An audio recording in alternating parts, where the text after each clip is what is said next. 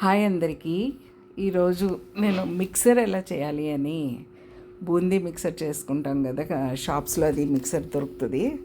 ఆ మిక్సర్ ఎలా చేయాలో చూపిస్తున్నాను. మా పాప దుబాయ్ వెళ్ళిపోతుందనమాట. మా అల్లుడి గారికి బూందీ అంటే చాలా ఇష్టం. కార బూందీ మిక్సర్ అట్లాంటివి అంటే చాలా ఇష్టం అనమాట. అందుకని ఎవ్రీ ఇయర్ చేసి పంపిస్తాను. Last year before last year అంట్లో బాగోక కొనేసి పంపించాను షాప్లో. గృహప్రియాలోనే కొంటే ఈసారి ఏంటంటే ఎప్పుడు వండుతాను కదా, అలా వంట పెట్టుకున్నాను అనమాట. ఇవాళ అది మీకు చూపిద్దామని చెప్పి వీడియో తీయడం జరిగింది. ఈ వీడియో కూడా కార్న్ ఫ్లాక్స్ అని ఉంటాయండి. కార్న్ ఫ్లాక్స్ వేపడం నేను చూపించలేకపోయాను. వీడియో చేద్దామని అనుకోలేదు. సడన్గా గుర్తొచ్చింది, అరే వీడియో చేసి పెడితే బాగుంటుంది అని. ముందు కార్న్ ఫ్లాక్స్ వేయించేసాము. తర్వాత వేరుశనగ పప్పులు అంటే పల్లీలు కూడా వేయించేసాం. అప్పుడు గుర్తొచ్చిందనమాట, చేద్దాము వీడియో అని చెప్పి అప్పుడు స్టార్ట్ చేయడం జరిగింది. అందుకని కొన్ని మిస్ అయినాయి, ఆ రెండే మిస్ అయినాయి. పల్లీలు వేయించడం మళ్ళీ చూపించాను కానీ కార్న్ ఫ్లాక్స్ చూపించలేకపోయాను. అది ఒకసారి గమనించగలరు. ఈ బూందీ ఏంటంటే 3 శనగపిండికి 1 బియ్యపిండి వేస్తామండి. బియ్యపిండి వేసి కొద్దిగా ఒక చిటికెడు వంట సోడా వేస్తాను, ఉప్పు వేస్తాను అనమాట. కొద్దిగా ఉప్పు వేసి లైట్గా వేయించాలి. అంటే పూర్తిగా ఎర్రగా వేయించేయకూడదు.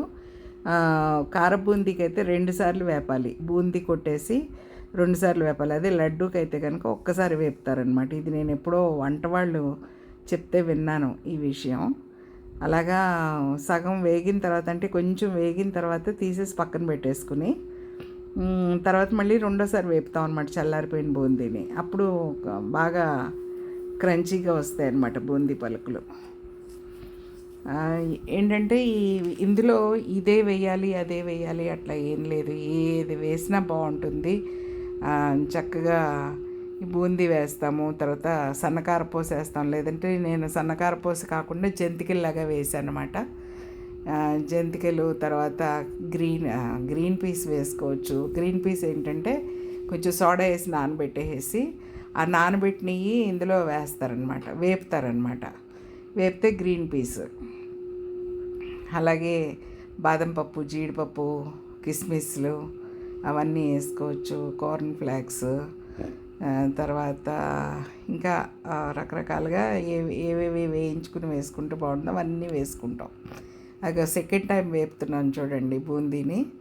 చల్లారిపోయింది బూందీ, అందుకే చేత్తో వేసేస్తుంది. వేసి సెకండ్ టైం వేసేసి అందులో ఇంకా కలిపేయడమే అనమాట. అన్నీ మిక్సర్ అంటే మిక్స్ చేసుకోవడమే కదా, అన్నీ కలిపింది మిక్సర్ అనమాట. అక్కడ చూడండి వేరుశనగ పప్పులు, కార్న్ ఫ్లాక్స్ వేసేసాము. ఇప్పుడు బూందీ వేస్తున్నాం. నెక్స్ట్ బూందీ వేసేసి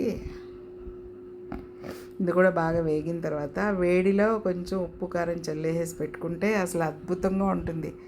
ఏదైనా పప్పుచారు అలాంటి వాటిలో నంచుకున్నా బాగానే ఉంటుంది. లేదంటే ఉట్టిగా ఏం తోచకట్ల టీవీ చూస్తా అలా తిన్నా బాగానే ఉంటుంది. ఎవరైనా ఫ్రెండ్స్ వచ్చినప్పుడు ఆఫర్ చేయడానికి బాగుంటాయి. బూందీ చాలా బాగుంటుంది ఈ బూందీ మిక్సర్. సెకండ్ టైం వేపితే అలా వచ్చిందనమాట.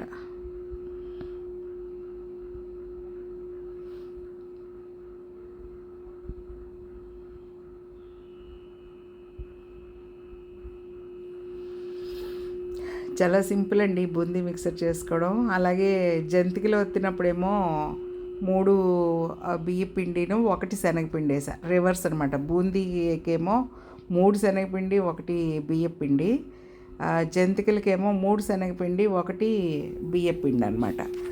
అట్లాగే అంటే 3:1 నిష్పత్తిలో వేసుకోవాల్సి ఉంటుంది ఈ రెండిటికిను. జంతికలకైతే సోడా వేయక్కర్లేదు. కొద్దిగా నూనె, కాసిన నూనె కొద్దిగా ఉంటే పోసి అనమాట, ఒక గరిటెడు వేసాను. చాలా గుల్లగా వచ్చినాయండి ఈ జంతికలు. చాలా 2-3 జంతికలు వేస్తే సరిపోయింది చక్కగా, ఎక్కువేం వేయక్కర్లే. ఇప్పుడే జీడిపప్పులు వేపుతున్నాము. అదిగోండి జీడిపప్పు, బాదం పప్పు, కిస్మిస్ కూడా వేసాము అక్కడక్కడ. అవి కూడా తగులుతాయి అన్నమాట.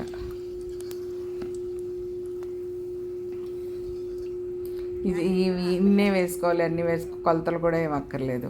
మనకి ఎన్ని దొరికితే అన్నీ. కార్న్ ఫ్లేక్స్ అయితే ఒక పావు కేజీ వేసాను. తర్వాత పల్లీలేమో ఒక అర కేజీ వేసాను. బూందీ మీరు చూసే ఉంటారో ఒక పావు కేజీ అట్లా బూందీ వేసి ఉంటాను. దగ్గర దగ్గర ఒక 2 కిలోలు మిక్సర్ అయ్యిందండి. కరివేపాకు వేపుతున్నాం. ఈ కరివేపాకు ఏంటంటే ఆ అది ఆపకలోనే అలా ఉంచి అలా వేస్తారు. అది ఎప్పుడు సాగుతుందంటే నూనె ఎక్కువ ఉంటే కళాయిలో అది నడుస్తుంది, కానీ నూనె తక్కువైపోయింది, అడిగైపోయింది నూనె. అందుకని నాకు అది కుదరలేదన్నమాట. కరివేపాకు గరిటలో వేపడాన్ని వంచడానికి అవ్వలేదన్నమాట. అందుకని మళ్ళీ నూనెలో వేసి వేపేసాం.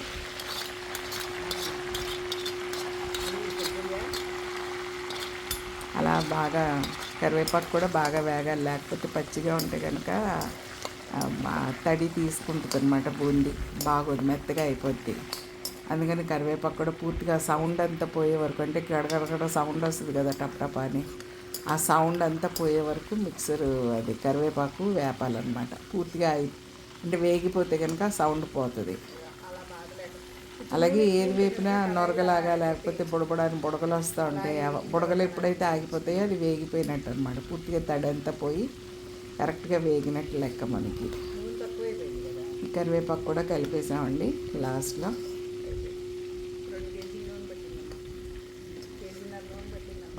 కారపూసైనా బాగానే ఉంటుంది, జంతికలైనా బాగానే ఉంటాయి అన్నమాట. ఇందులో జంతికలు అయితే నలిపేయాలి, కారపూస అయితే అది నలిగిపోతుంది, ఏమి ఇబ్బంది లేకుండా.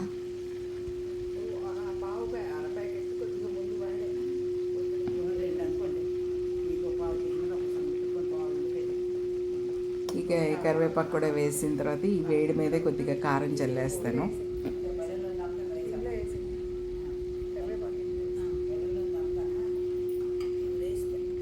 అవి జంతికలు చూసారా, దీని మీద కొద్దిగా కరివేపాకు మీద కొంచెం కారం చల్లేస్తే వేడి మీద బాగుంటుందన్నమాట. చాలా హ్యాపీగా అనిపించింది. వర్క్ చాలా బాగా కుదిరినాయి ఇవి. ఇంకొద్దిగా పల్లీలు వేస్తున్నాను. పల్లీలు ఊరికే వేయించడం చూపిద్దామని అందరికీ తెలిసిన విషయమే, కానీ ఇంకొద్దిగా ఉన్నాయన్నమాట కవర్లో, అవి కూడా వేసేస్తున్నాను.